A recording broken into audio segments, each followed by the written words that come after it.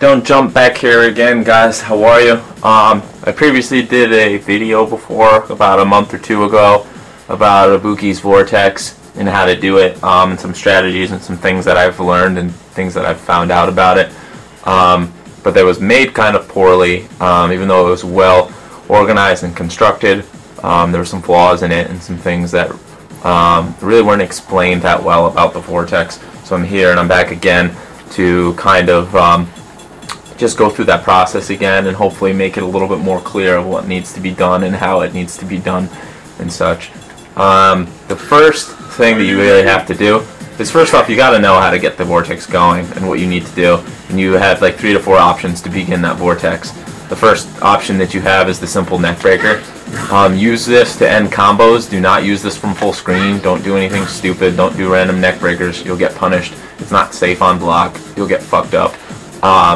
If it's against a projectile character and you have the EX neck breaker, go ahead and as soon as you see that projectile, go for it. But that will not start the Vortex. The EX neck breaker will not start the Vortex. If they're stupid, you can do a high jump, high punch kunai, land in front of them and combo, but it's really easy to see coming.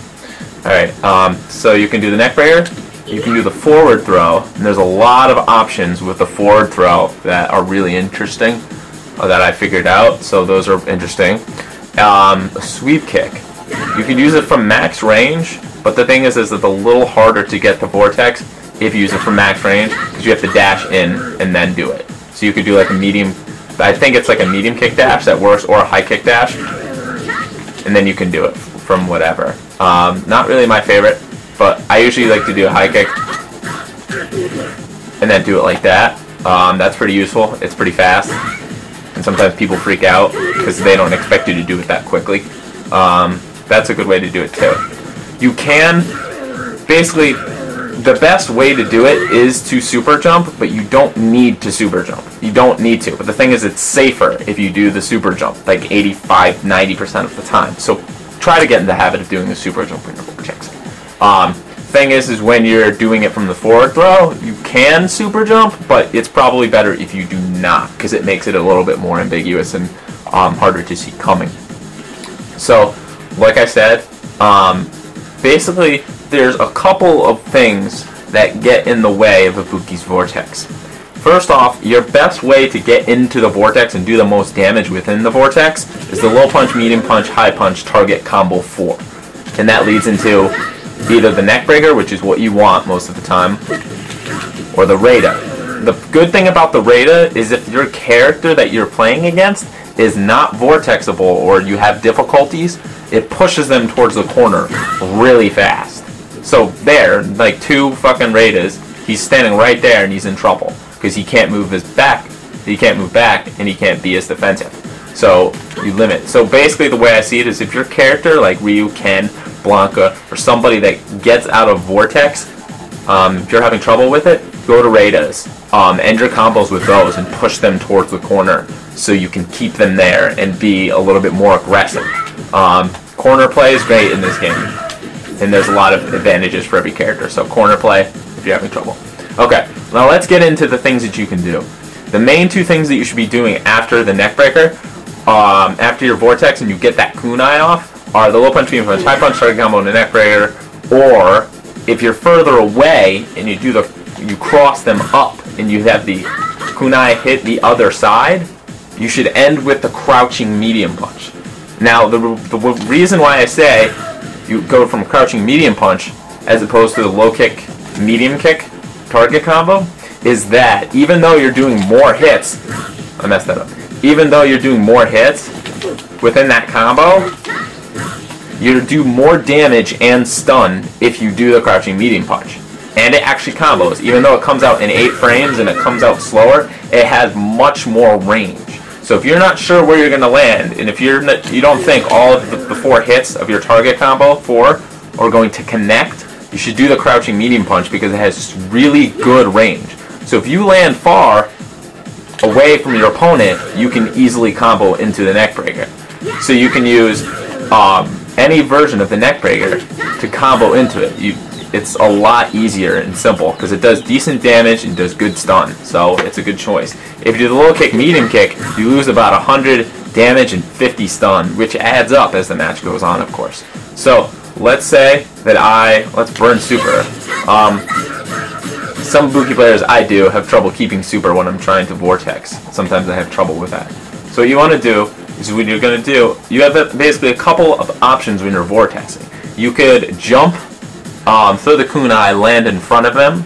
You could jump, throw the kunai on the other side of them, land on the other side of them. Or you could jump, throw the kunai in front of them, and land on the other side.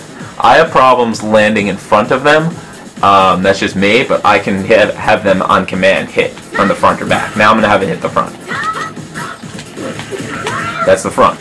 Now I'm going to have it hit the back. The idea is to just throw the kunai a little later if you want to hit on the other side. It's a little weird, but you just gotta get used to it. But once again, end with a crouching medium punch because you get more damage and stun out of it. If you land in front of them, or you're not trying to cross up the kunai and just have it hit in front of them, you can you pretty much land here, and you can then do that target combo.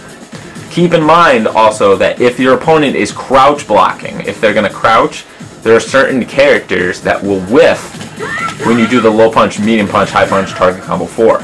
So if you're playing Blanca, and he's crouching, for example, show it, see how that whiffs? But if he's standing, it connects. And then I can go into whatever. So I'm going to be like boop, boop, boop. Boop, boop, boop. So basically, that's why it's good to use a crouching medium punch after that, because if he's crouch blocking, you can still get the hit, and you get more damage, and you get more stun. Now, a couple things that you can do from the forward throw that are really cool, very interesting.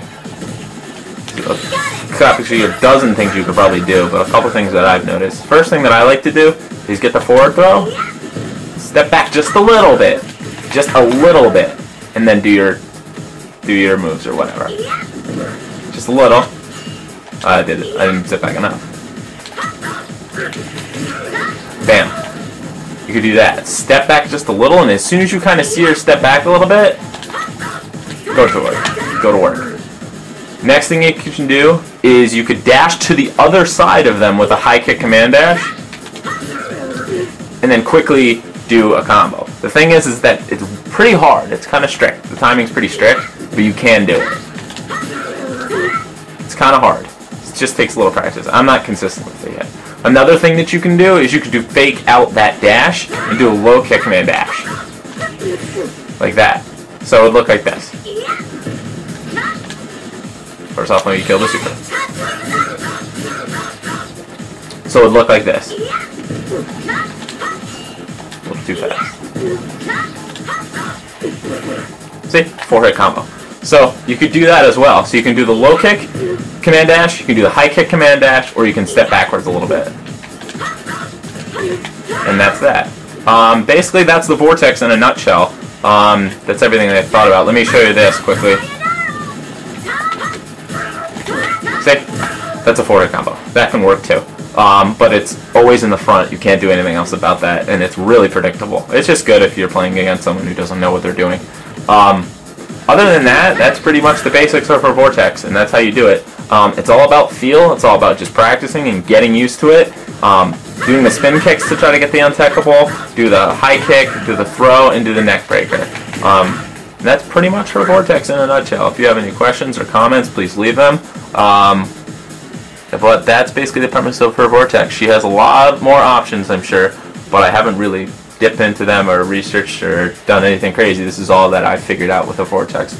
Like I said, you can high jump or you cannot high jump, but it's preferred for the neck breaker and the crouching high kick to definitely high jump. That's it, guys.